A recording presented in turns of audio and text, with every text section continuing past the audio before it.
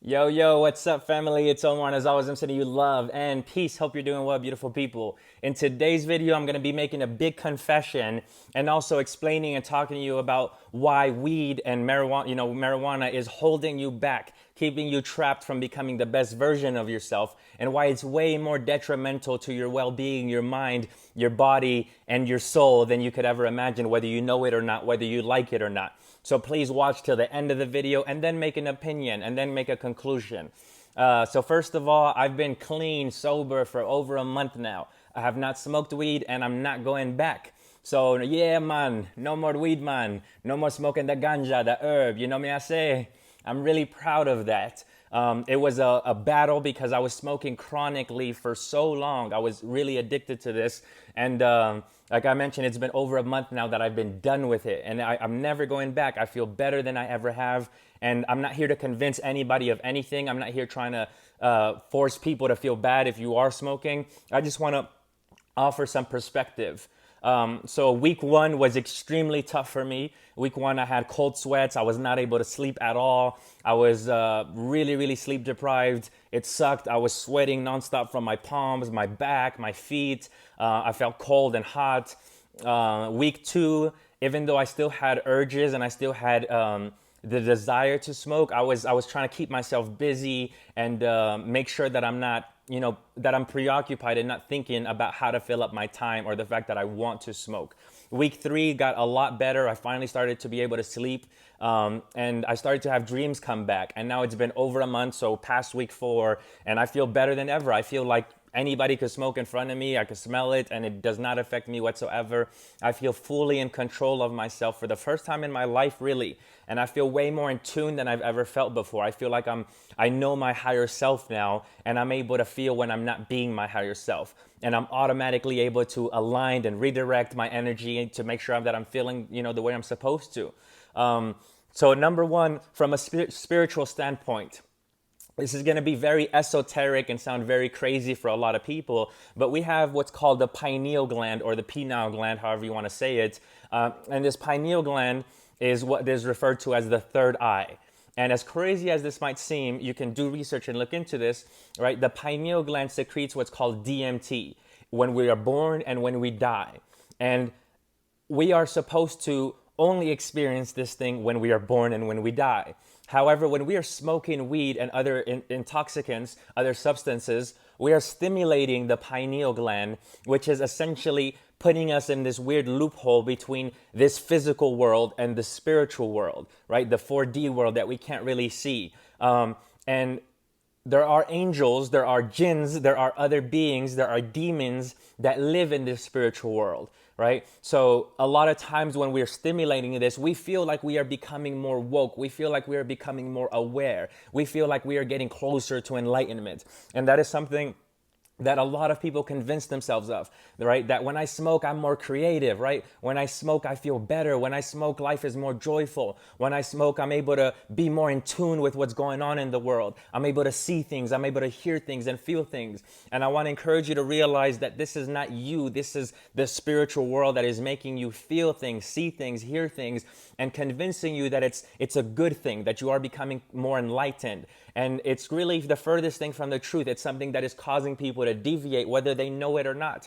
I know this firsthand because I was this person who convinced myself that it was something so good and something that was helping me on my growth journey and my, spiritual awakening journey, rather than realizing, the real facts. Hey, family. So this is something that I recorded after the whole entire video, but I forgot a very crucial and important part when I brought up the pineal gland or the penile gland and why it's so important. The thing is that, again, we are not supposed to stimulate it and start to move into this spiritual world and open ourselves up to the spiritual world, because we are not supposed to make contact with these spirits, and these spirits are not supposed to make contact with us. So the thing is that a lot of people think and believe that there are ghosts, that they are in contact with their ancestors, their father, their mother, their cousin, their whatever the hell it is, when in reality that's not true. Jinns are shapeshifters. They're able to take the appearance, right? These demonic spirits are able to take the shape of certain people, right? And convince you that they are your ancestors or they are these people who are just dead. The other thing is that jinns live in houses for thousands of years, hundreds of years. So if they were in the house, right, they're able to have information on these ancestors, on the people who previously lived in this home. The other thing is that there are jinns who cling on to people or fall in love with humans and follow them from place to place. So again, they're able to convince people that they are these dead people who have passed away when they are not. In reality, they just have information that can convince you that they are, right? So a lot of times, again, people are making contact with the spiritual world without knowing that that is deviating. You are crossing into portals that you should never, right? Because we're not supposed to be into the spiritual world until we die. I just think this is really, really important to bring up, because anybody who is talking about the universe way too much, anybody who is doing astrology, anybody who is trying to communicate with Ouija boards or doing these things, right, or trying to communicate with spiritual guides, they seem woke and they might sound like they're woke and they might think that they're woke, but it's the furthest thing from the truth. They are themselves are deviating without knowing it, because again, these shapeshifters will give you information, will tell you things, will leave you breadcrumbs little by little by little to entice you, to bring you onto their side. And this is something that we should never do. This is very, very important. Please protect yourself, protect your energy, protect who you are. Be the best version of you are by being the supreme being that you are, right? Eat well, eat healthy, find good habits, do things that you enjoy, do things that make you feel alive, right? This is the way that you can grow and become a better person, rather than using any kind of substance, any kind of distraction, any kind of external thing that you think will give you happiness. If you think that something outside of you will give you happiness, then you are wrong and you will never get true happiness. Happiness is something that comes from within. You cannot get peace, right? It's not something that we achieve or that we seek or that we find. Peace is cultivated within us. Just thought this was important to bring up. Anyways, get back to the video.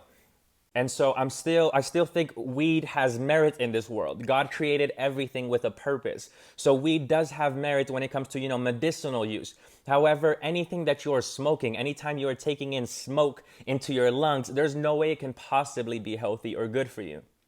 Right? So that's number one. Number two is, if we are going to use marijuana, it's to be used topically, right? So oils that we maybe rub on ourselves, it's to be ingested, right? Again, oils or the leaves, right? Cooking with it, doing something with it, making tea with it, rather than smoking it, which ultimately will hinder us and will hurt us.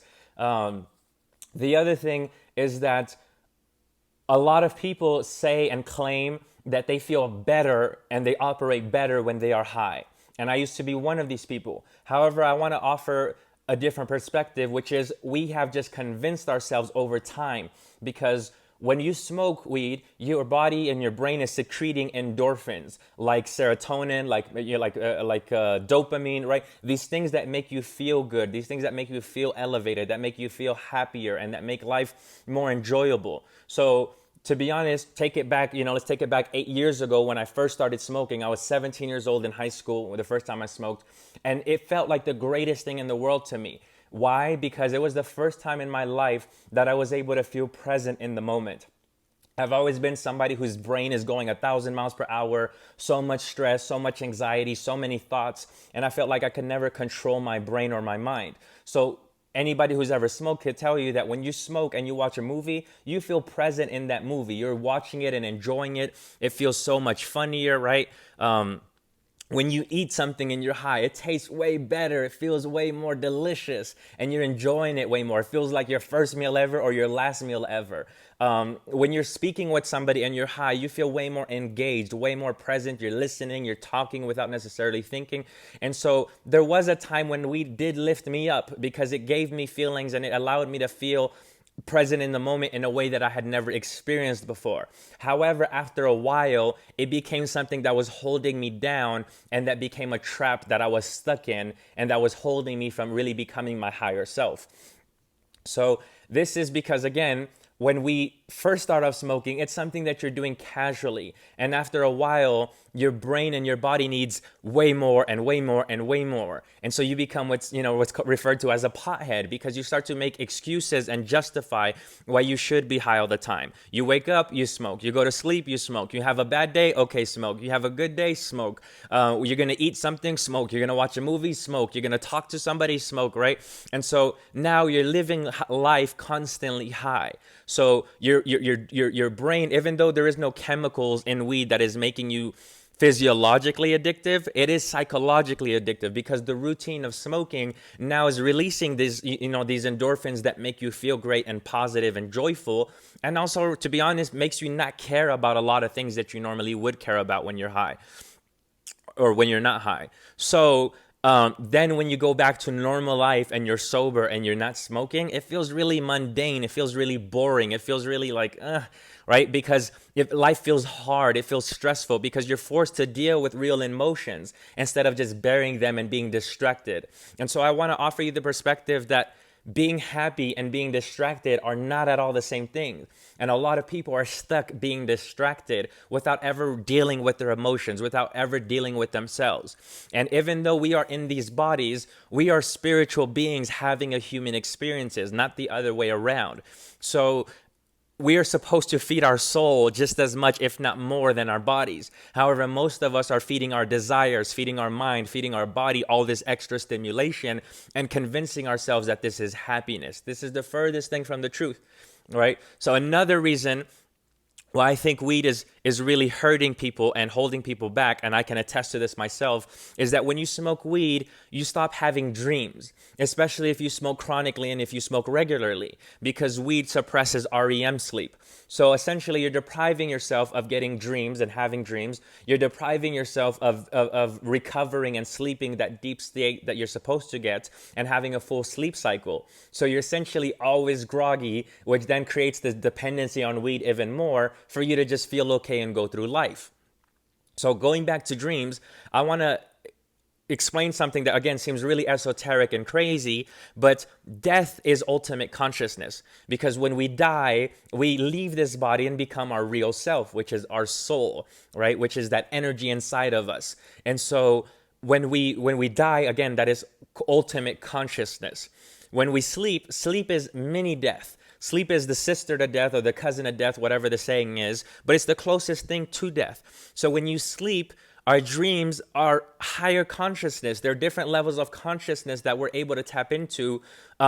And so if you're not having dreams, number one, and if you're not aligned and if you're not tapped in with yourself and higher consciousness, you're going to be missing a lot from dreams. Yes, some dreams are just, our brain babbling a bunch of stuff to us, but a lot of dreams have significance, have symbolism, tell us certain things about our past or our future or what we should be focusing on or what we're doing good at, what we're not doing good at. So dreams are really crucial and important. And again, REM sleep is also a really crucial and important part of the sleep cycle. The other thing is that when you are smoking weed, you become desensitized to a whole lot of things. Going back to not dealing with emotions, you get caught up in this cycle, this vicious cycle of justifying why you should smoke, right? And so a lot of people think that they operate better when they're high. I'm more creative. I'm able to play basketball better. I'm able to sing better. I'm able to do music better. Whatever the hell the thing is that we're doing, you convince yourself that you do it better when you're high. You don't do it better when you're high. You just got used to doing it high. So now when you try doing it again, being sober, you don't feel the same way. And so, again, this is not me telling anybody that they should right away stop or whatever, but I am encouraging you that if you are seeking enlightenment, if you are seeking, becoming the best version of yourself, the higher self, right? And again, I'm not trying to hurt anybody's feelings, but if you are smoking weed and you are justifying that is good, ultimately, you're not your higher self. You're staying at a lower self, right? I know myself that when I would smoke, I was really temperamental. I was really annoyed easily if I wasn't smoking. I had very low patience. I was also spending a lot of money every day, every week on marijuana, even though I didn't want to. So there was times when I had, my last $20, my last $30, my last $50, and I was still spending it on this habit instead of saving it and doing the responsible, mature thing, right? So then afterwards, this also creates this other loophole of shame and guilt. Because even though you know what you should be doing, right? All the people I know who smoke weed, which were a lot of my friends, a lot of the people who I hung out with, which is why I don't hang out with anybody anymore. I cut off everybody from my life because, again, I realized that where I was going is not where people were going in my life. And ultimately, you become who you surround yourself with. So if you're surrounding yourself with people who are always looking for fun and always stimulating themselves and always smoking, and you don't see them bettering themselves, you don't see them working harder, you don't see them making and saving money, you don't see them creating opportunities for others or for themselves, then ultimately you got to get rid of these people, right? It doesn't matter if other people are stuck in their bad habits. Don't allow yourself to get sucked into those same bad habits and keep yourself trapped, because now everywhere you go, you're hanging around with people who are smoking weed, and it's natural and easier for you to fall into those same habits over and over and over again. So again, going back to the shame and guilt, a lot of people my age say that they're going to be successful, say that they're going to be rich, say that they want to become better people, say that they're going to be happy, and yet none of them are, right? And they know this, and they start to lose respect for themselves, and they start to hate themselves, and they start to hate their lives because they are stuck in kind of just doing the same thing every single day. So most people are living to just eat and poop and sleep, right? And that's not a life. Life that gives you happiness has to be fulfilling. You have to be doing things that you like. You have to be doing things that you enjoy. Another thing for me is that I love spending time with my family. And my family, we're not into weed. And so because of that, it was easier for me to just stay away from them and hide myself away from them so that they wouldn't see me high all the time, instead of just spending time with the people that I really love and really enjoy. Or I would always get backlash or negative feelings and negative vibrations and negative looks from people. So again, save yourself before it gets too late, right? The other thing is that weed today is not natural. This is GMO weed, right? This is genetically modified weed that is way stronger than weed that was around 30 years ago, 40 years ago, 50 years ago. So if you're telling yourself that you're doing this for health reasons, if you're telling yourself that you're doing this because it's helping you, you're ultimately lying to yourself. Not only that, but it has extra chemicals that are meant to give you psychosis or that are meant to make you feel way higher. And essentially, like I said, this is taking you away from your true self, which is your higher self. Your soul is craving real food, real nutrients. And no, I don't mean physical food and nutrients, right? I mean prayer. I mean meditation. I mean positivity. I mean, when you feel anxiety, when you feel stress, that's your soul knocking on your body and saying, hey, I'm making you feel uncomfortable so that you can go get comfortable. I'm making you feel these negative feelings so that you can wake up and go do something. And instead of doing something about it, we usually suppress those feelings by distracting ourselves with more weed, more drinking, more music, more stimulation, more food, more friends. And I'm challenging you to realize that you don't need that. You need way less of that. The less stimulus you give your body, the more you're able to recognize and hear your real self, your true self. The more you're able to nourish your true self, your soul. The other thing, for those of you who are on your journey to stopping weed, I'm trying to make this video to hopefully empower you. And so ultimately, you may watch this video, you may watch hundreds of YouTube videos about people stopping, smoking weed, and it's not going to do anything for you besides motivate you and hopefully inspire you. But you ultimately have to make the decision. You have to take action. You have to say at some point, I am done feeling this way. I am done repeating these habits and these patterns. I am done living the life that I've been living. Because if you keep doing the same things you've always done, you will keep getting the same results you've always gotten, right? And so to go back to the spiritual aspect, we have light. We are light beings, right? The only reason you can see me and I can see you and we can see anything is because there is light reflecting onto these things and our eyes are able to perceive and see it, right? If it was dark, you would not be able to see me even if I was here, right? You can't see somebody in the darkness, right? So we have light. And everything is light. However, there's also darkness, and our hearts have the capacity to fill up with light or darkness. Everybody thinks that the heart is just all love and all positivity. That's not the truth. You can't have a heart that has hate. You can't have a heart that is bitter. You can't have a heart that is jealous, envious, and sad, right? And a lot of people do and don't acknowledge it. They just convince themselves that that's normal, right? So the more you give light to your heart by doing light things, right? By doing good, by shining your light, by being your true self, by helping others, by encouraging and empowering yourself and others, the more your heart accepts and takes in this light. And the more your heart becomes full of light, the easier it is for you to do good deeds, the easier it is for you to be on the right path.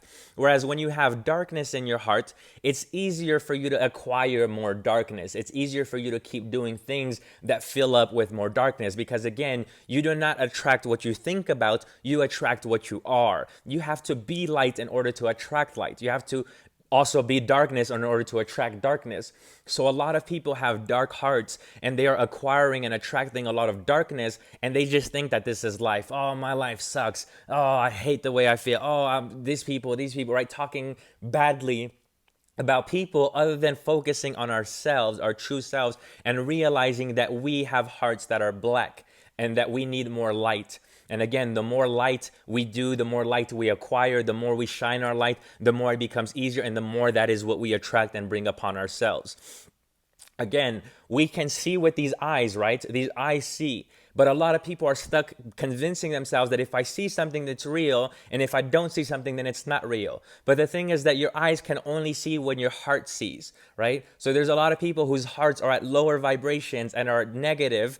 So they're only able to see negative. They're only able to see demise. They're only able to see from a negative perspective. But if you have more light and you open up your heart fully, you will be able to see the light in everyone. You will be able to have more compassion, have more love, and ultimately experience more joy and happiness. And that is what you deserve. That is what you are here to experience on earth. You will experience sadness. You will experience the darkness. But that is so that you can go make yourself more comfortable when you feel uncomfortable. That is so that you can go out there and acquire and shine your light so that you can have more of that.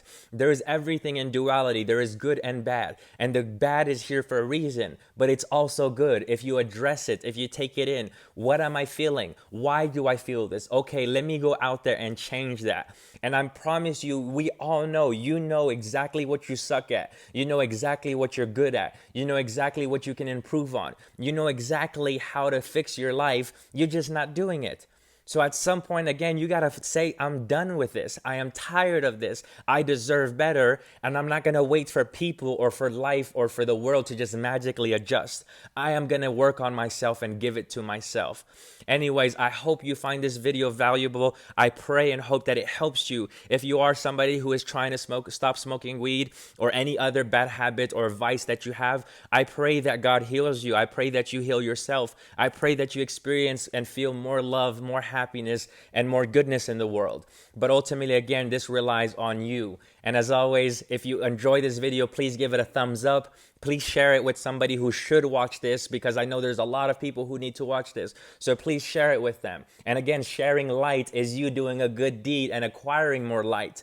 But as always, family, I'm sending you love and peace.